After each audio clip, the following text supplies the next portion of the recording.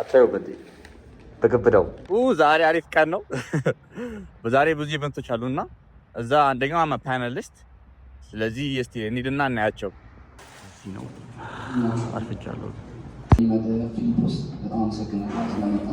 ኤክስኪዩሽን ብቻ ነበር ማተር የሚያደርገው። ብዙ ሰዎች አይዲያ አለን ብለን እናስባለን። ራይት አይዲያስ ወርት ዲሮ ለመናገር ግን ያን አይዲያ ወደ መሬት ማውረድ ካልቻላችሁ it doesn't make sense, right? So mainly is focusing on the execution.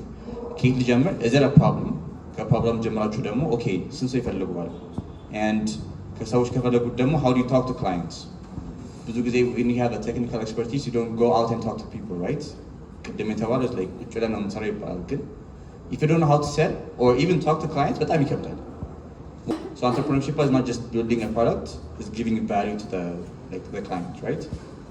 So mainly have a very good communication action በደንብ አስተካክሉት።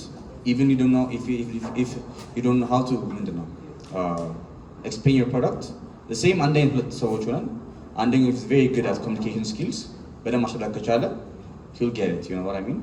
So mainly focus on the communication skilላችሁ በደንብ አዳብሩት። ከዛም በኋላ know how to talk to people, go out እና entrepreneurship እንደዚህ ቀላል እንዳይመስላችሁ ግን it's a very hard journey.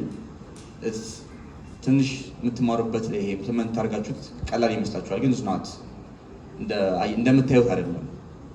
እኔ I'm just 2 years ግን ገና የጀመርኩኝ ነው ብዬ የማስበው። I thought okay ጀመርኩ ብዬ ነበር ያሰብኩት። ገና በጣም ብዙ ነገር ይቀረኛል። አሁንም ገና ብዙ ነገር የተማርኩ ነው። so entrepreneurship ቆንጆ ነው። በጣም ብዙ ነገር ትማሩበታላችሁ። ውስጥም ገብታችሁበት you'll find lots of things እናንተ ራሳችሁ የምትማሩበት ነገር አለ። ተምራችሁት የማታገኙት ነገር አለ። እንደዚህ ከሆነ ማለት ነው። so try it አሪፍ ነው።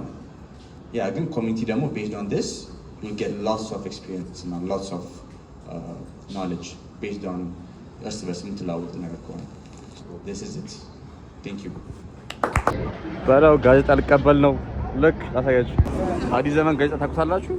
አታየው በግብዳው